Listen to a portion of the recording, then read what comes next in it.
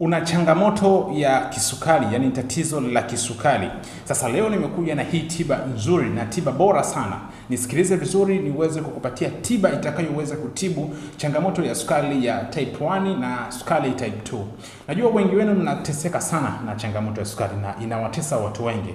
Lakini sukari utakapopata dawa nzuri, utakapopata masharti vizuri kuhusiana na swala la vyakula na diet, basi unaweza kuwa normal sukari yako kama hauna ugonjwa wa sukari kabisa. Sasa nisikilize vizuri niweze kukupatia tiba itakayoweza kutibu changamoto yako ya sukari, kongosho yako iliyoathirika, iliyofeli kuweza kutoa homoni ya insulin, jinsi gani unaweza kaipa nguvu na ikawa inaendelea kutoa homoni za insulin vizuri tena ipasavyo kabisa.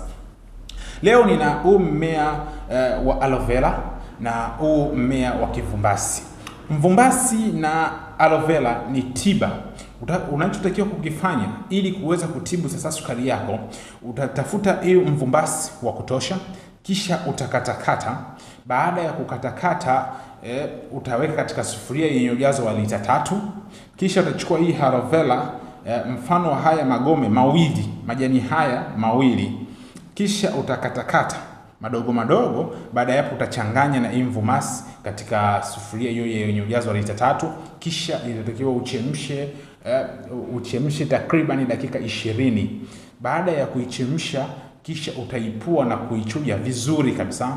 Baada ya hapo utatakiwa uwe unakunywa glasi moja ya mililita 100 asubuhi, glasi ya mililita 100 jioni kila siku kwa muda wa siku 21 mpaka siku 28.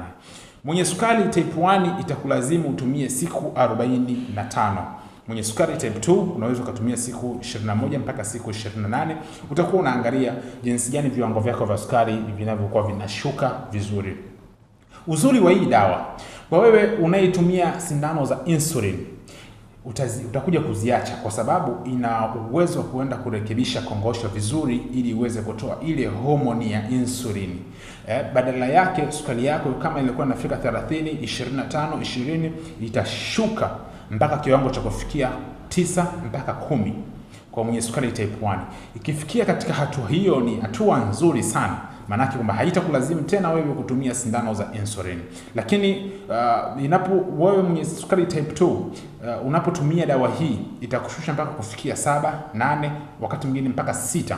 Maanake tunasema kwamba ipo normal na una uwezo wa kuweza kumaintain kutumia vyakula, kufanya diet kuwa bora zaidi na kuachana na vidonge kwa mwenye sukari type 2. Na wewe mwenye sukari type 1 itakulazimu kuachana na sindano za insulin, badala yake utaingia katika mfumo tu wa vidonge. Utakuwa unatumia vizuri na vinakubali na vinaendelea kutoa ile homoni ya insulin katika kongosho yako. Hii ndio tiba bora ambayo nakupatia wewe leo. Ujifunze jinsi gani unaweza kuiandaa na kuweza kupata tiba kwa upande wako, kwa sababu utakapotumia tiba hii ama dawa hii itaondoa zile changamoto zote ambazo zimeweza kutokea katika mwili wako: miguu kufa ganzi, kuwaka moto, kujisikia maumivu ya kichwa mara kwa mara, pingili za uti wa mgongo, maumivu, kutokwa sana na jasho nyakati za usiku. Mwenye sukari type 1 hata kupata vile vidonda vinavyochukua muda mrefu kupona, vidonda visivyopona kwa muda mrefu, basi kama unapotumia dawa hii vidonda vyako vitakauka kwa haraka sana.